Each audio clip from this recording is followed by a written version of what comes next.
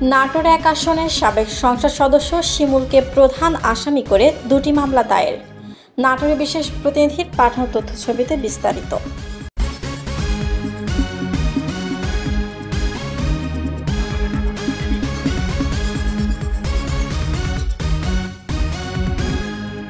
নাটোর ১ আসনের সাবেক সংসদ সদস্য শফিকুল ইসলাম শিমুলকে প্রধান আসামি করে সদর থানায় ২টি হত্যা চেষ্টার এজাহার দায়ের করা হয়েছে। শনিবার ১৭ আগস্ট দুপুরে থানায় হাজির হয়ে জেলা বিএনপির যুগ্ম আহ্বায়ক ফরহাদ আলী দেওয়ান শাহীন প্রথম এজাহারে সংসদ সদস্য শফিকুল ইসলাম শিমুল সহ ২৪ জনের নাম উল্লেখ করে অজ্ঞাত আরও ১০ থেকে ১২ জনের নামে এজাহারটি দায়ের করেন। দ্বিতীয় মামলাটিতেও সংসদ সদস্য শফিকুল ইসলাম শিমুলকে প্রধান করে ১৪ জনের নাম উল্লেখ করে অজ্ঞাত ১০ থেকে ১২ জনের নামে হত্যা চেষ্টার এজাহার দাখিল করেন জেলা বিএনপির সদস্য সাইফুল ইসলাম আফতাব।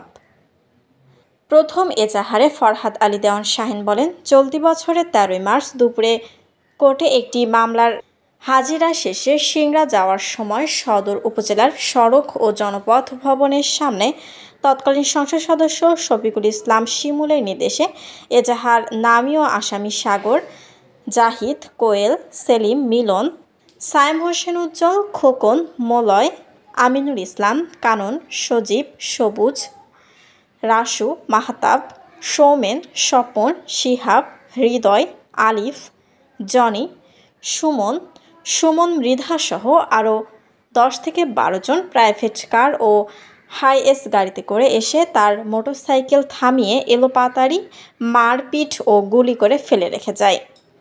এ ঘটনায় চিকিৎসা শেষে থানায় নিজে হাজির হয়ে এজাহার দায়ের করেন Farhad Ali Dewan Shahin. Shila Akter, text report, channel news. গত মার্চের ১৩ তারিখে আমি কোর্টে হাজিরা দিতে এসেছিলাম।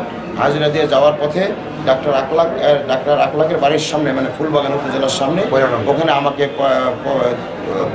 দ্বিতীয় রমজানে আমাকে হত্যার উদ্দেশ্যে আঘাত করা হয় এবং এই কুখ্যাত সন্ত্রাসী শিমুলের নির্দেশেই এবং তার হুকুমে আমাকে আক্রমণ করা হয়।